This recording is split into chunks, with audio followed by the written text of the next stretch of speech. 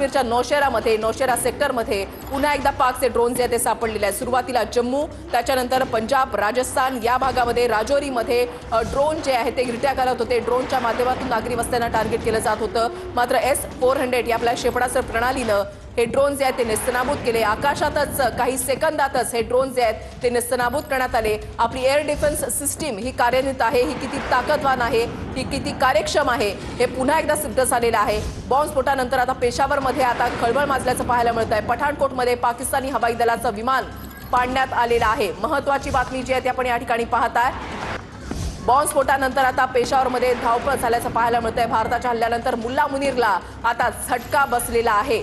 पाकिस्तानी लष्कर प्रमुख मुनीरला हटवलं अशी सूत्रांची माहिती आहे। महत्त्वाची बातमी जी आहे ती आपण या ठिकाणी पाहताय। उरी, कुपवाडा आणि तंगधारमध्ये दोन्ही बाजूंना आता गोळीबार सुरू झालेला आहे। LOCवर जोरदार गोळीबार सुरू झालेला आहे। महत्त्वाची बातमी, भारतीय सैन्याकडून याला चोख प्रत्युत्तर दिलं जात आहे। बॉम्बस्फोटानंतर पेशावरमध्ये आता खळबळ माजल्याचं पाहायला मिळत आहे। अमित शहांनी सुरक्षा महासंचालकांसोबत संवाद साधलेला आहे। संपूर्ण माहिती त्यांच्याकडून घेतली जाते। सीमेवरच्या परिस्थितीचा शहांकडून आढावा घेतला जातोय। विमानतळांच्या सुरक्षेसंदर्भात शहांनी माहिती घेतलेली आहे। महत्त्वाची बातमी, 24 विमानतळ या ठिकाणी हाय अलर्ट जारी करण्यात आलेला आहे। पठाणकोटमध्ये पाकिस्तानी हवाई दलाचं विमान जे आहे ते पाडण्यात आलेलं आहे।